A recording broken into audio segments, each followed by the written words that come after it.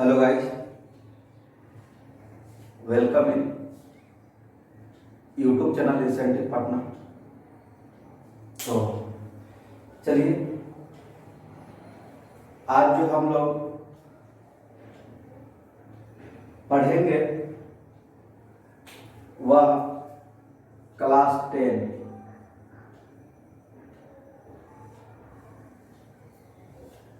और क्लास 10 का केमिस्ट्री।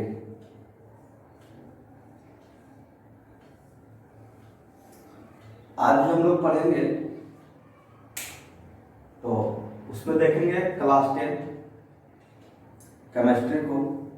तो पहले आपको दिखा दूं कि क्लास 10 के केमिस्ट्री सब्जेक्ट्स में कौन कौन से चैप्टर पढ़ना है। तो पहला चैप्टर हमारे पास है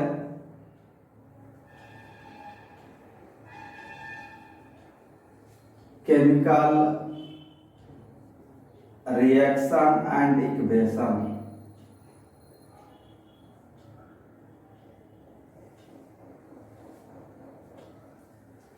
सेकंड चैप्टर है acid base and salt. Third chapter है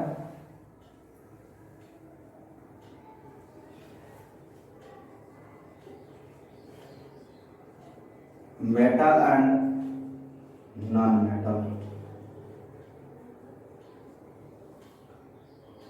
चैप्टर नंबर 4 हमको देखना है कार्बन एंड इट्स कंपाउंड। और एक और चैप्टर हमारे पास है जिसको बोलते हैं पीरियोडिक टेबल। यस, और एक और लास्ट कहा जाता है जिसको बोलते हैं नेचुरल रिसोर्सेज। Natural resources. और जब आगे चलेंगे तो इसी चैप्टर को हम पढ़ते हैं chemistry in our daily life. तो हमारे पास क्लास 10 में जो चैप्टर है केमिस्ट्री का, पहला केमिकल रिएक्शन एंड इक्वेशन, दूसरा एसिड बेस एंड सॉल्ट, तीसरा मेटल एंड नॉन मेटल, 4 में है कार्बन एंड इट्स कंपाउंड, 5 में है पीरियोडिक टेबल, और हमारे पास नेचुरल रिसोर्सेज। तो चलिए हम लोग स्टार्ट करते हैं। और स्टार्ट क्या करेंगे, केमिकल रिएक्शन एंड इक्वेशन। तो आप लोग ध्यान समझते चलेंगे।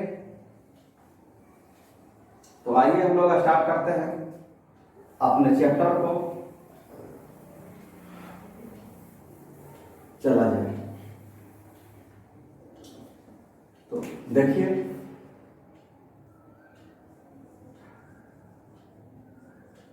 Chemical reaction and equation. इसके पहले 2-3 बात जानेंगे। पहला क्या जानेंगे भाई, वह जानेंगे साइंस। साइंस क्या होता है? तो साइंस से हम लोग देखते हैं कि हम लोग करते क्या हैं अपने सराउंडिंग में, अपने एनवायरनमेंट में बहुत सारे इवेंट होते हैं। इवेंट क्या होते हैं? वेपोराइजेशन होते हैं, बॉइलिंग होते हैं, मेल्टिंग होते हैं, बहुत सारे एक्शन होते हैं। एक्सपेरिमेंट है,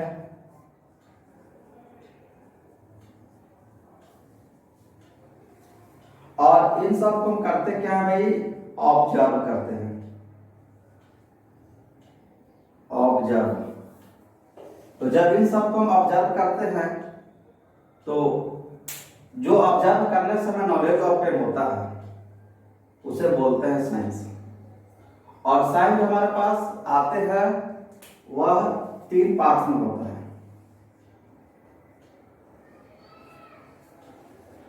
एक को बोलते हैं फिजिक्स, दूसरे को बोलते हैं केमिस्ट्री और तीसरों को बोलते हैं बायोलॉजी। यस, हमको पढ़ना क्या है? केमिस्ट्री। तो केमिस्ट्री मेरा पार्ट किसका है? साइंस का। तो केमिस्ट्री अगर हमें पूछे कि केमिस्ट्री क्या है तो उनको बता सकते हैं कि केमिस्ट्री साइंस का एक पार्ट होता है जिसमें हम लोग ऑब्जर्व करते हैं मैटर को, इसके कंपोजिशन को, एलिमेंट्स को करते हैं, कंपाउंड को कहते हैं। और कंपाउंड हमारे पास दो टाइप के आते हैं, बात करके आ चुके हैं 9th क्लास में, ऑर्गेनिक कंपाउंड और इनऑर्गेनिक कंपाउंड। बाद में बात करेंगे। तो मैटर है, एलिमेंट्स है, कंपाउंड्स है, इनके कंपोजिशन, प्रॉपर्टीज, जिस पार्ट्स हम लोग साइंस को ऑब्टेन करेंगे उसी को बोलते हैं केमिस्ट्री। और केमिस्ट्री का मेरे पास पहला चैप्टर आया हुआ क्लास 10th का, आया हुआ है केमिकल रिएक्शन एंड इक्वेशन। और हम लोग पढ़ने के लिए चलते हैं केमिकल रिएक्शन एंड इक्वेशन को। तो चलिए हम लोग चलते हैं अपने चैप्टर केमिकल रिएक्शन और इक्वेशन को। तो जब चलते हैं केमिकल रिएक्शन और इक्वेशन में, तो सबसे पहले हम लोग थोड़ा सा देखते हैं कि हमारे आसपास में हो क्या रहा है। तो देखते हैं कि बहुत सारे सबस्टांस को आपस में मिलाते हैं। तो जब सबस्टांस आपस में मिलते हैं तो कुछ सबस्टांस करता क्या है कि अपनी प्रॉपर्टीज को चेंज कर लेता है, और जब वो प्रॉपर्टीज को चेंज कर लेता है तो उसी को बोलते हैं केमिकल रिएक्शन। और कुछ सबस्टांस जब आपस में मिलाते हैं तो उसकी प्रॉपर्टी चेंज नहीं होती है, जो पहले था बाद में वही होता है।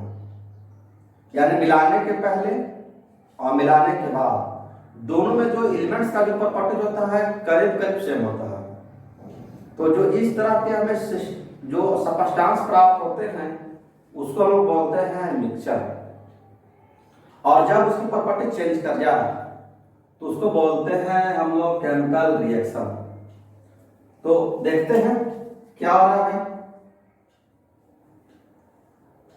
ये हमारे पास लिखे हैं H2, ये हमारे पास है O2। यानी कहने का मतलब कि मेरे पास हाइड्रोजन है, ये मेरे पास ऑक्सीजन है। दोनों चलिए लिख दिया जाए। चलिए हाइड्रोजन हो गया, ये मेरे पास ऑक्सीजन हो गया। तो जब हाइड्रोजन को और ऑक्सीजन को आपस में मिलाते हैं तो मिलने से क्या बनता है भाई? H2O, जिसको हम बोलते हैं वाटर। एक और दिखा दो, C है, C से बोलते हैं कार्बन। और ये हमारे पास है O2। O2 का मतलब क्या होता है? ऑक्सीजन।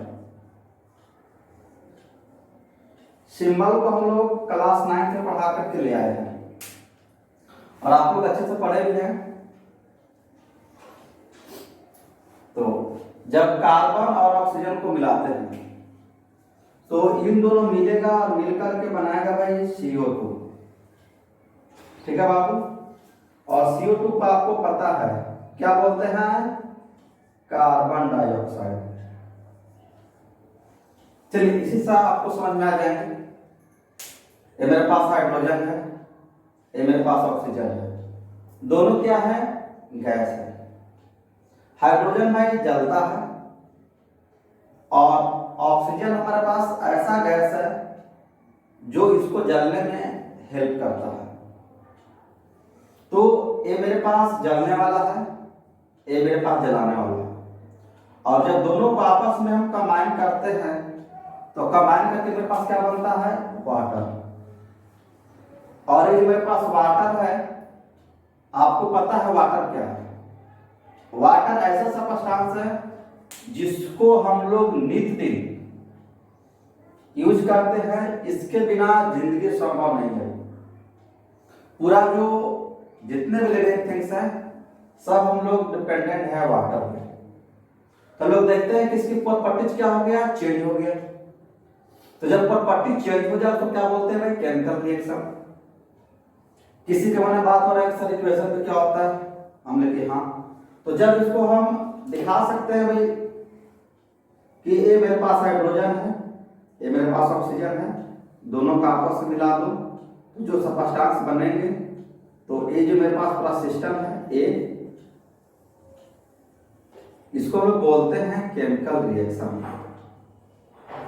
क्या बोला जाए भाई, केमिकल रिएक्शन। और इसी केमिकल रिएक्शन को करना क्या है, इसको सिंबल से डिनोट कर दीजिए या फिर फार्मूला से।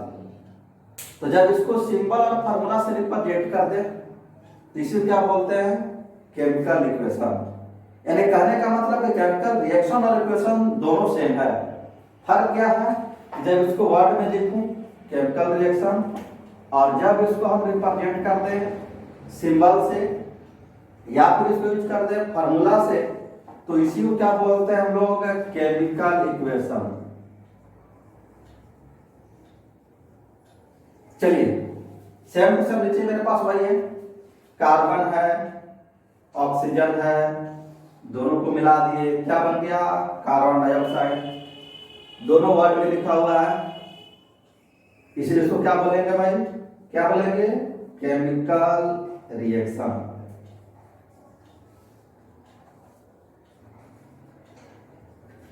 ठीक है।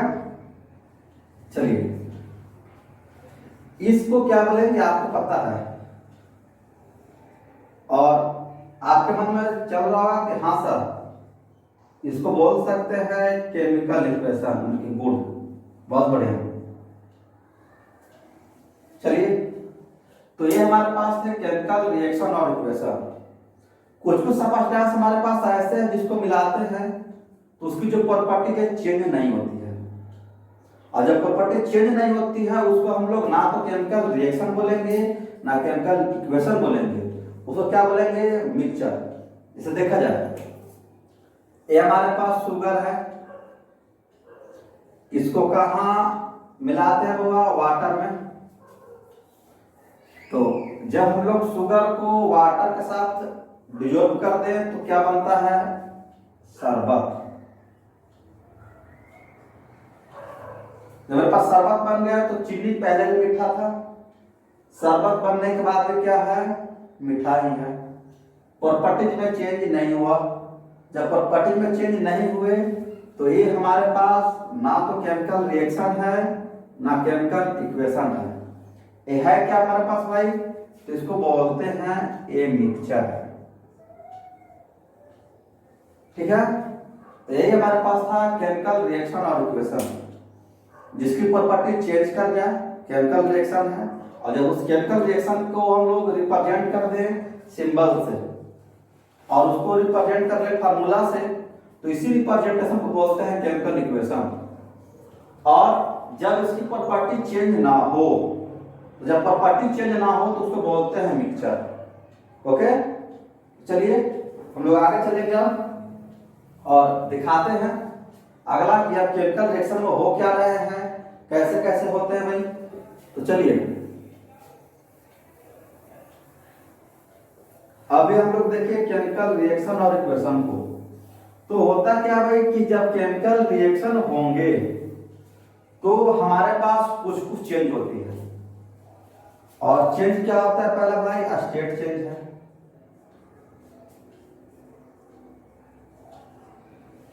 क्या होता है, state change.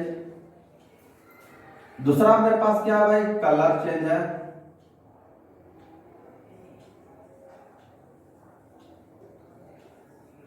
State change, colour change, releasing of gas.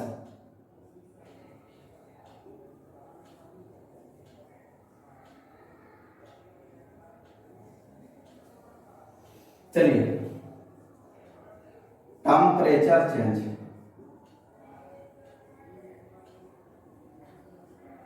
और 5 में क्या होते हैं भाई, वह है फॉर्मेशन ऑफ प्रेसिपिटेशन।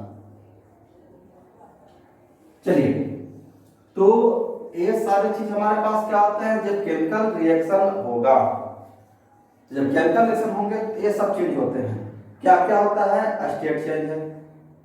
दूसरा क्या भाई, कलर चेंज है। तीसरा मेरे पास क्या भाई, रिलीजिंग ऑफ गैस है। अगला क्या है भाई, टेम्परेचर चेंज है। अगला क्या है भाई, फॉर्मेशन ऑफ प्रेसिपिटेशन है। तो चलिए आपको दिखा दूं कि ये सब चेंज हमारे पास कैसे कैसे हो रहा है। तो चलिए पहला चेंज करते हैं स्टेट चेंज।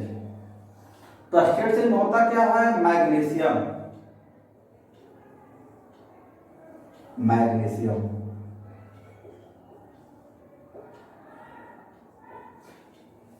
चलिए आपको दिखा दूं मैग्नीशियम क्या है भाई, और क्या होता है मैग्नीशियम।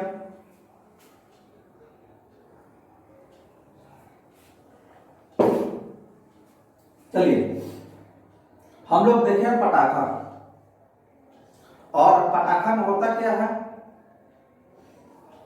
उसको आग लगाने के लिए एक रस्सी निकला होता है। तो जो रस्सी होता है उसी रस्सी को क्या बोलते हैं, मैग्नीशियम। तो जब मैग्नीशियम का रस्सी है और उसको हम लोग बर्न करते हैं ऑक्सीजन के साथ, आपको पता है जलने के लिए क्या होता है भाई, मैग्नीशियम, सॉरी जलने के लिए क्या चाहिए भाई, ऑक्सीजन। जलेगा तो जलेगा तो जल करके क्या बनाएगा भाई, मैग्नीशियम ऑक्साइड बनाएगा। और मैग्नीशियम ऑक्साइड होता क्या है, एक व्हाइट रंग का सबस्टेंस होता है जो जलने के बाद क्या होता है, बच जाता है। और जब जलेगा तो आपको पता है लाइट तो होगा ही होगा, और जब कोई भी चीज जलता है तो आपको पता है हीट तो आएगा ही आएगा। चलिए हीट, तो हम लोग देखें कि यहाँ पर मैग्नीशियम को जब हम बर्न कर दे ऑक्सीजन से, चलिए यहाँ पर बर्न लिख दो, ऑक्सीजन के पर जब मैग्नीशियम बर्न कर रहा है तो करने के बाद क्या बनाता है भाई, मैग्नीशियम ऑक्साइड जो कि व्हाइट है बच जाता है। साथ में क्या मिलेगा भाई, लाइट, बहुत ज्यादा लाइट मिलता है। और फिर क्या मिलता है भाई, हीट। तो हम देखते क्या है कि इसकी जो स्टेट है वह क्या हो गया, चेंज हो गया। यानी मेरा जो स्टेट चेंज इस टाइप से होते हैं। पहले मेरे पास क्या था, केमिकल रिएक्शन का स्टेट चेंज, मेरे पास स्टेट चेंज है। दूसरी क्या है भाई, वह है कलर चेंज। कलर चेंज क्या होता है, देखा जाए PbNO3 का हॉल्टॉइस, इसको बोलते हैं लेड नाइट्रेट। चलिए उसका एजुकेशन दिखा दो। क्या बोलते हैं मैग्नीशियम को, Mg। ऑक्सीजन को क्या बोलते हैं भाई, O2। क्या मेरे पास बनेगा, MgO प्लस हीट होगा, प्लस क्या मिलेगा भाई, लाइट मिलेगा। मेरे पास इक्वेशन बैलेंस है ना, इसको बैलेंस करना पड़ता है। बैलेंस करने के लिए लोग 9th क्लास में सीख कर क्या है, तो बैलेंस करने यहाँ पर 2 लगाते हैं, यहाँ पर 2 लगाते हैं, शायद बैलेंस होते हैं। तो ये हमारे पास क्या हो गया, केमिकल रिएक्शन। ये मेरे पास क्या होगा भाई, केमिकल इक्वेशन। चलिए अब मेरे पास क्या है, नीचे चेंज करते हैं कलर को, लेड नाइट्रेट, इसको करते हैं क्या भाई, potassium iodide, Ki, potassium iodide.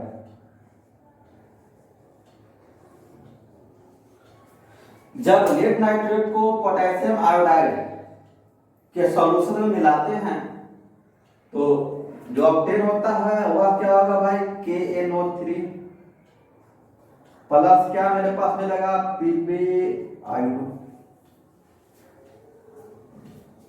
ये मेरे पास क्या है, पोटेशियम नाइट्रेट।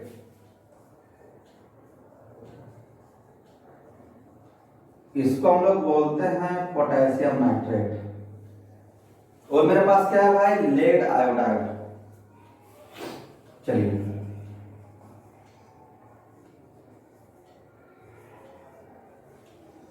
यानी यहाँ हम लोग चलते हैं देखने के लिए कलर चेंज कैसे हो रहा है। तो जब लेट नाइट्रेट को जब हम पहले रखे थे रिएक्शन के पहले, उसमें जो कलर था वह ब्लू था, और जब इसको रिएक्शन कर दूं उसमें इसकी जो कलर हो जाती है वह येलो हो जाती है। यानी इस चित्र में क्या होता है, मेरे पास कलर चेंजिंग होता है। पहला दिखाया हमने सिलेक्शन से स्टेट चेंज, दूसरा क्या दिखाया हुआ, वह दिखाया कलर चेंज। अब तीसरा दिखाने चलते हैं, और दिखाना क्या है, रिलीजिंग ऑफ गैस। चलिए तो दिखाते हैं रिलीजिंग ऑफ गैस थर्ड में। जिन विद्यार्थी को समझने में परेशानी हो तो वो इस वीडियो को बार बार चला लेंगे और उसको ध्यान से देख लेंगे, सब क्लियर हो जाएगा। चलिए 3 में आइए, और 3 में वो क्या देखना है भाई, रिलीजिंग गैस। मेरे पास गैस रिलीज कैसे करता है। चलिए हम लोग देखते हैं जब 15 अगस्त को 26 जनवरी हो तो होता क्या है, रोड पर जब जाते हैं तो बैलून में एक गैस डालते हैं, और जब उस गैस को डाल करके हमको देता है तो देखते हैं कि बैलून में पास क्या कर रहा है, उड़ रहा है। तो उसके अंदर हो क्या रहा है, तो उसके अंदर एक रिएक्शन होता है, उस रिएक्शन से गैस निकलते हैं, और वह गैस होता क्या है, हल्का होता है, लाइटर गैस है। और लाइट होने की वजह से करता क्या है, वह ऊपर जाता है, और जब ऊपर जाता है तो बैलून को अपने साथ लेकर के जाता है, और इस बैलून का जो हम करते हैं डेकोरेट करने में। तो आइए दिखाते हैं, उसी को हम दिखाएंगे रिलीजिंग ऑफ गैस। तो देखिए हमारे पास क्या है, जेड में क्या बोलते हैं, जिंक, और इस जिंक को कहां डालेंगे भाई, H2SO4। H2SO4 क्या बोलते हैं भाई, सल्फ्यूरिक एसिड।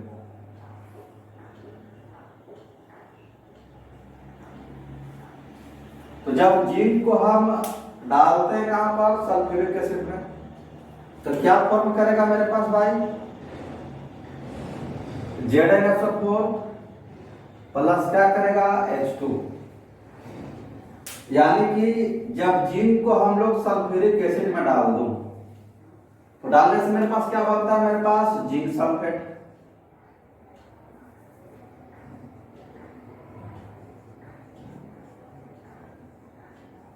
और क्या निकलेगा मेरे पास भाई, हाइड्रोजन गैस।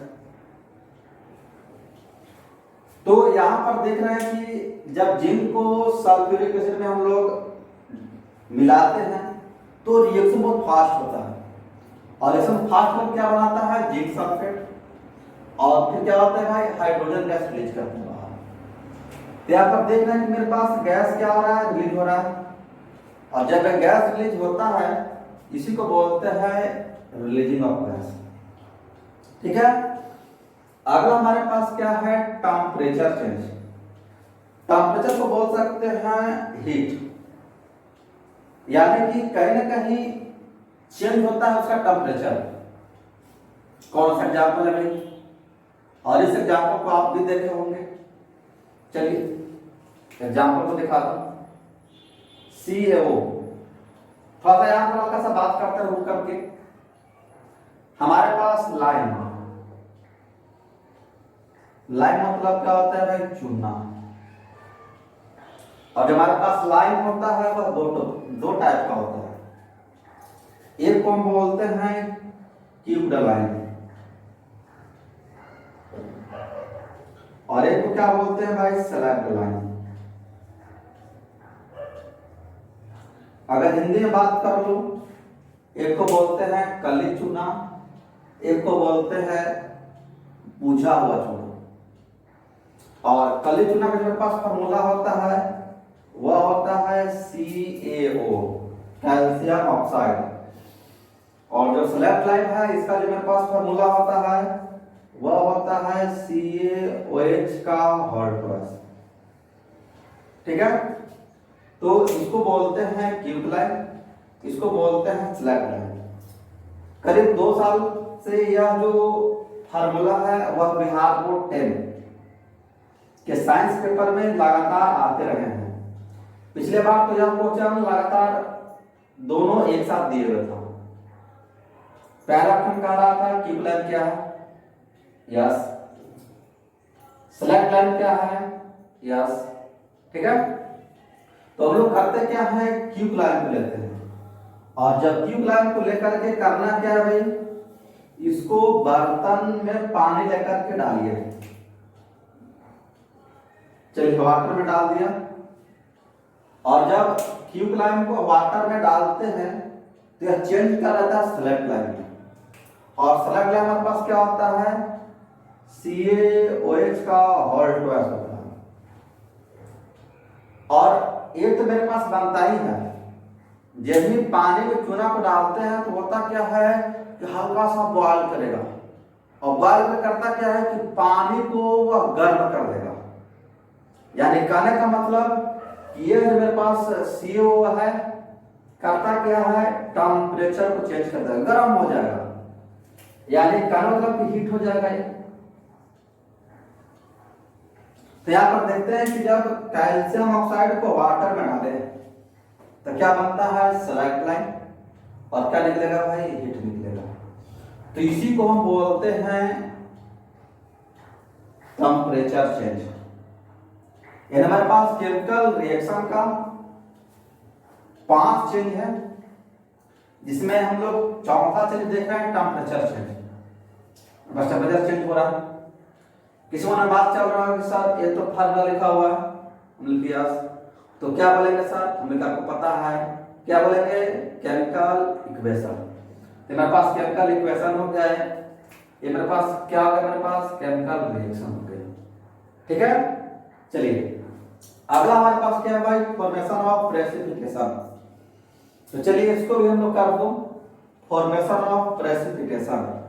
प्रेसिपिटेशन होता क्या है भाई, जिसको बोलते हैं अवसाद। यानी जब रिएक्शन होगा तो होने के बाद होता क्या है, कुछ कुछ जो सबस्टांस है वो करता क्या है, बर्तन के पेंदी पर वाटर में बैठ जाए, और जब बर्तन के पेंदी पर बैठ जाएगा उसे क्या बोलते हैं, प्रेसिपिटेशन। तो देखते हैं कौन सा रिएक्शन है जो करता क्या प्रेसिपिटेशन बनाएगा। हम लोग किसका एग्जांपल यहाँ पर लिखा हुआ है, आप समझ सकते हैं। आइए इसी से दिखा दूं। मेरे पास Zn है, H2SO4 है, तो ZnSO4 बना।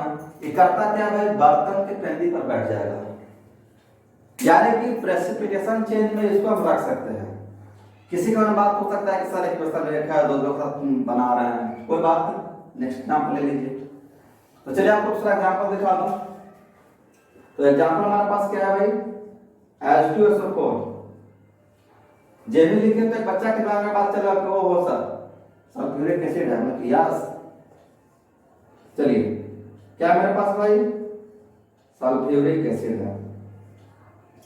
इसको क्या करेंगे सर, हम लिख डालेंगे बेरियम क्लोराइड में BaCl2। क्या होगा सर, हमने कि बेरियम जो है वह सल्फेट को अलग कर लेगा, और क्या बना देगा भाई, बेरियम सल्फेट। इधर क्या बना देगा भाई, HCl। एक बच्चा के दिमाग में चल रहा है कि सर इक्वेशन तो बैलेंस है नहीं, बोले कोई बात नहीं भाई, बैलेंस कर ले, लीजिए हो गया। हाँ तो मेरे पास सल्फ्यूरिक एसिड, इसका नाम क्या है मेरे पास भाई, बेरियम क्लोराइड। ये मेरे पास क्या है भाई, बेरियम सल्फेट, बेरियम सल्फेट। और हमारे पास क्या है भाई, सल्फ्यूरिक एसिड, तो हाइड्रोक्लोरिक एसिड, हाइड्रोक्लोरिक एसिड। तो ये हम देखें, मेरे पास क्या रिएक्शन देखे, इक्वेशन देखे, और इसको हम लोग क्या देखे भाई, क्या क्या चेंज होता है। अब यहाँ से हम लोग देखते हैं दो चीज, और काफी आपके लिए इंपॉर्टेंट है, 9th में देखा कर क्या है कि जो मेरे पास केमिकल रिएक्शन जो इक्वेशन होता है वह दो टाइप का होता है। एक को बोलते हैं बैलेंस केमिकल रिएक्शन और दूसरे को बोलते हैं अनबैलेंस केमिकल रिएक्शन। जब ऐसा ही वर्ड के फॉर्म हो तो केमिकल रिएक्शन, जब फार्मूला के फॉर्म में हो तो केमिकल इक्वेशन बोल सकते हैं, कोई दिक्कत नहीं है। तो चलिए बस उसको दिखा दूं। उसके पहले थोड़ा सा एक बात और कर लेते हैं, और बात कर क्या लेते हैं, ध्यान से देखिएगा। हमारे पास H2 है, ये मेरे पास O2 है, क्या आ गया मेरे पास भाई H2O। तो सब देखते हैं मेरे पास हाइड्रोजन है, ये क्या मेरे पास भाई ऑक्सीजन है, ये मेरे पास क्या है भाई वाटर है। तो होता क्या है कि जब हाइड्रोजन ऑक्सीजन को मिलाएंगे तो क्या बनेगा वाटर, ऊपर मेरे पास केमिकल इक्वेशन, मेरे पास क्या है केमिकल रिएक्शन। इसमें जो ए पार्ट जो हमारे पास है इधर लेफ्ट में, तो उसको क्या बोलते हैं रिएक्टेंट, और इधर जो मेरे पास राइट में है उसको क्या बोलेंगे भाई प्रोडक्ट। यानी कि केमिकल रिएक्शन या इक्वेशन कोई भी हो, दोनों का कितने पार्ट्स होते हैं, दो पार्ट्स होता है। एक को बोलते हैं रिएक्टेंट, तो क्या बोलते हैं प्रोडक्ट। रिएक्टेंट को हमेशा किधर लिखेंगे भाई लेफ्ट में, प्रोडक्ट कहाँ लिखेंगे राइट में। और इनके बीच में हम लोग करते क्या है कि इनके बीच में हमारे पास साइन होता है एरो, और एरो साइन हमको यह रिप्रेजेंट करता है कि जो मेरे पास रिएक्शन का डायरेक्शन क्या है, क्या बताएगा डायरेक्शन का। कभी कभी हमसे क्वेश्चन पूछते हैं कि केमिकल रिएक्शन में जो एरो साइन हुआ किसको रिप्रेजेंट करता है, तो रिप्रेजेंट करेगा किसको डायरेक्शन को, यानी एरो क्या करेगा डायरेक्शन रिप्रेजेंटेशन देगा। तो हमारे पास ये जो एरो है यह कहता क्या है कि रिएक्शन मेरा इधर से इधर होगा। कभी कभी हमारे पास होता क्या है कि रिएक्शन में आप अपने बुक में देखेंगे तो कुछ कुछ रिएक्शन है जो ऐसा रहेगा, ये क्या बताता है कि इधर से इधर हो सकता है और इधर से इधर हो सकता है, दोनों संभव। तो मेरा रिप्रेजेंटेशन का तरीका है यही है, जो रिएक्टेंट होगा हमेशा लेफ्ट में होगा, प्रोडक्ट हमेशा राइट में होगा, इनके भी मेरे पास एक एरो का साइन होगा जो क्या बताएगा डायरेक्शन को। ओके चलिए, तो अब हम आगे देखेंगे। हाँ एक बात और, कभी कभी होता क्या है कि मेरे पास रिएक्टेंट और प्रोडक्ट होते क्या है दो या दो से ज्यादा हो जाते हैं। जब मेरे पास रिएक्टर है ना, जब रिएक्टेंट दो या दो से ज्यादा हो जाए तो करते क्या है भाई, इसके बीच में हम लोग क्या देते हैं प्लस में।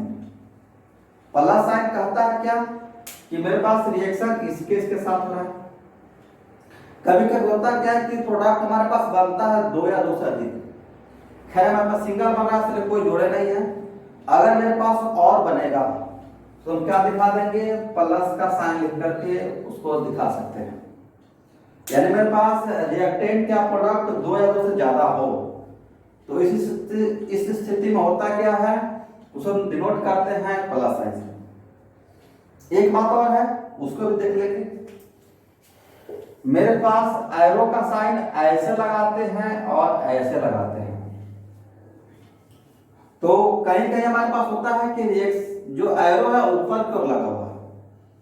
तो जब एरो ऊपर लगा है तो आपको यह समझ जाना है कि यह जो है रिएक्शन से कोई चीज बाहर निकल रहा है, और जब बाहर जाएगा उसको किस साइन से करते हैं एरो से।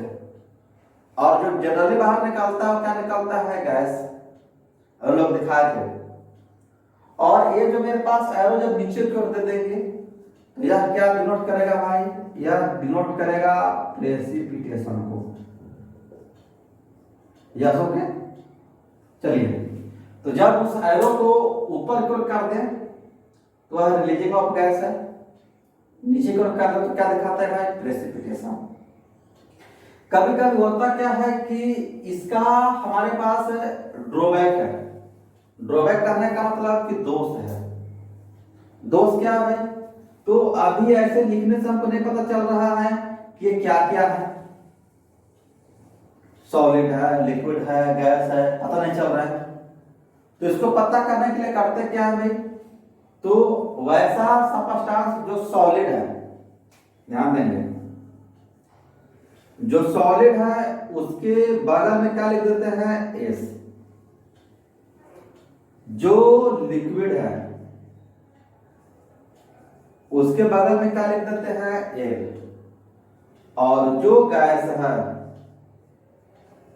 उसके बगल में क्या लिख देते हैं, जी। और जो हमारे पास क्या हो भाई, एक्वस हो, उसके बगल में क्या लिख देते हैं, एक्यू।